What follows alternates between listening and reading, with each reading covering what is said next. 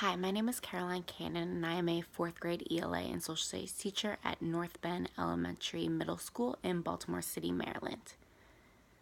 Today I'm going to talk to you about how my experience at Johns Hopkins University School of Education has transformed my classroom, enhanced my student performance, and has helped me develop my own teaching philosophy.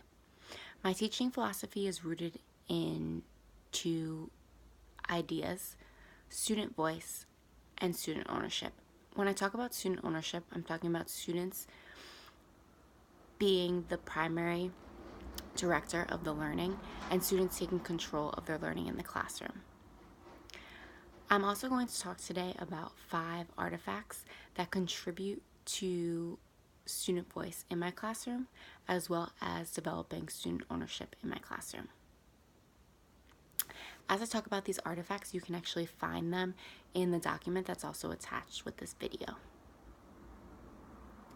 These 5 artifacts have also enabled me to develop the teaching philosophy that I will read later on in this video. The first artifact is the language frames that are in my classroom. I was reading Teaching Tolerance, and it describes the importance of shared inquiry and dialogue. And by reading this article, I began to think about ways in which I could give students the ability to engage in shared dialogue and express themselves and have that more student owned. So one of the things that I incorporated in my classroom were language frames. These language frames include sentence starters such as "I agree with blank because." In my classroom, we also have sign language that students use in conjunction with the language frames. This means build on, for instance. This means disagree, and this means agree. So when students are speaking, they see other students agreeing with them or disagreeing with them, and then they therefore can then call on them. This also creates a more collaborative learning environment where students are taking control of the conversation rather than me just asking a question and students responding. The second artifact that I have also came from Teaching Tolerance. Teaching Tolerance says that student-generated agreements can in fact go a long way toward establishing buy-in and shared ownership in the classroom. In my classroom, we have a classroom contract, which serves as our classroom rules and expectations. This was created by students in the beginning of the year. Students took ownership in creating these rules, so therefore their investment in the rules is much higher than it would be if I created the rules myself.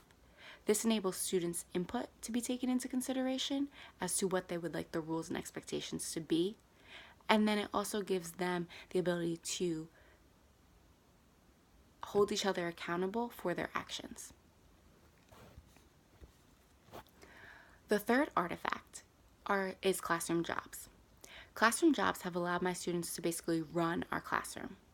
These jobs have helped build students' leadership skills and promote students' autonomy. This also relates to COSTA and CALIC 2009 and the emphasis on habits of mind. Habits of mind are some of the soft skills or other things that students might develop over time that can help them perform in the classroom. These are things such as thinking interdependently and persisting. Classroom jobs have helped students persist and work with others because they have certain jobs that will contribute to the success of our classroom. According to Teaching Tolerance, classroom jobs are effective at maximizing student voice and participation. Many students have indicated to me that classroom jobs have increased their confidence and their level of responsibility. The fourth artifact is the data wall that we have in our classroom. Our data wall is student run, and it helps students develop a growth mindset. In the first picture, you can see that there is a data wall with magnets on it. This is the data wall that we use to track students' fluency. Students are in charge of tracking their progress. So I do not touch the data wall at all, but students are responsible for moving their magnet to represent their fluency level. By using the magnets and moving them, students are able to actually see the progress that they make over time, even if it's little. This helps to invest students in tracking their data and want to improve. According to Richard 2007, individuals with a growth mindset are more likely to embrace challenges and reach ever-higher levels of achievement. When students are able to see the impact of their effort, they are more likely to develop a growth mindset. So our data wall helps students develop this growth mindset and see the impact of their small strides and their effort in the classroom. Lastly, we have student work folders in our classroom that provide students with choice and the opportunity to reflect on their learning. We have a work folder for students who really understand the work. Then we have a work folder for students who somewhat understand the work. And lastly, we have a work folder for students who might really struggle with the work. As you can see in the first artifact poster, green is for students who understand the work, yellow is for students who somewhat understand the work, and red is for students who struggle with the work. Inside these folders, students are able to choose the type of work that they want to complete and how they want to demonstrate their learning. For instance, one activity might be more kinesthetic, where the other activity might be more visual, or they might be able to create a rap song to demonstrate their learning. Inside the work, students have differentiated work. For instance, this might be a worksheet that a student from the red folder might complete because there's fill in the blanks. This, with kind of like guided notes on the top, is an example of work from the yellow work folder, which is for students who somewhat understand the work. And here, where there's just a prompt and students must respond, is an example of the work that might be found in the green folder. So these work folders enable students to think throughout the lesson, think about how well they understand the lesson, and then it enables them to choose the type of way that they want to demonstrate their learning. According to Fay and Funk 1995, choice in the classroom allows students to work with materials and methods that match their needs and assets. The work folders in our classroom have helped students reflect on their learning and identify their level of understanding. This has been truly transformational in our classroom because students have been able to receive work that not only meets their needs, but their interests as well. Providing students choice in the classroom has definitely enhanced students' participation in class, their completion on their work, and their motivation throughout the school year. Now that I've talked about these 5 different artifacts, I'm going to move into my teaching philosophy. Again, my teaching philosophy and these 5 artifacts emphasize student voice and student ownership in the classroom. My teaching philosophy, again, has been based a lot on the things that I have learned and the information that I have gathered as a result of my time in the Hopkins program. Here is my teaching philosophy. First, I'm going to state the 5 key points that make up my teaching philosophy. I believe that education should focus on the student rather than just the subject matter. Students' interests and personalities are essential to the classroom environment, as the learning process is impacted by the integration of students' thinking, doing, and feeling. I believe that students should be active learners in the classroom rather than passive participants. Students are makers of meaning and construct their understanding from acting upon and reflecting on experiences in the world, rather than through transmission from teachers. I believe that students should be encouraged to solve problems on their own by experimenting and reflecting on their experience. Classroom environments should support risk-taking and learning from mistakes as students investigate and find answers to questions on their own. I believe that the hidden curriculum is just as important, if not more important, than the subject matter. Schools should help students develop personal and social values, as well as the habits of mind, so that they can become lifetime learners as well as thoughtful, productive citizens. I believe that the critical thinking skills, inquiry, question asking, and action taking should be used in schools as a primary teaching strategy. Schools should encourage students to think deeply about issues and problems, to continuously seek answers, to learn how to handle controversy, and to recognize multiple perspectives. When schools place emphasis on these aspects, students are able to take ownership of their learning and learn how to be independent and collaborative thinkers. To me, teaching is a great adventure, an exploration that makes sense of how teaching and learning are shaped by the experiences, knowledge, skills, goals, and values of all individuals in the classroom. Teaching provides me the opportunity to continue my own journey of personal growth and learning. My hope as an educator is to instill a love for continuous learning in my students as I share my passion for and journey of continuous learning with them. I believe that students need a caring and stimulating atmosphere in which to grow and mature intellectually, physically, socially, and emotionally.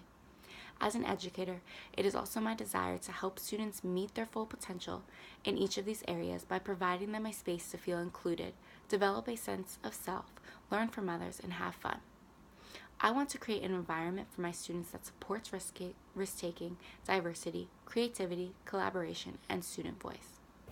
I believe that each student is a unique individual who needs to learn and acquire information in an environment that is conducive to their learning style and personal interests. As an educator, I understand the importance of presenting information in a meaningful and memorable way for each one of my students. In my classroom, I use a variety of instructional strategies that appropriately address each of the different learning styles and needs of my students. I believe it is a teacher's role to guide students and provide them with a toolkit for personal development and continuous learning. In my classroom, I provide students access to information rather than acting as the primary source of information. Students search for knowledge as met as they learn to find answers to questions on their own. In order for students to construct knowledge and understand information themselves, they need to be placed in an environment that encourages them to discover ideas independently, practice their skills in authentic situations, and engage in hands-on activities.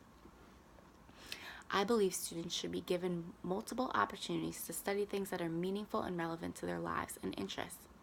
Developing a curriculum around students' interests fosters intrinsic motivation and stimulates an internal passion to learn.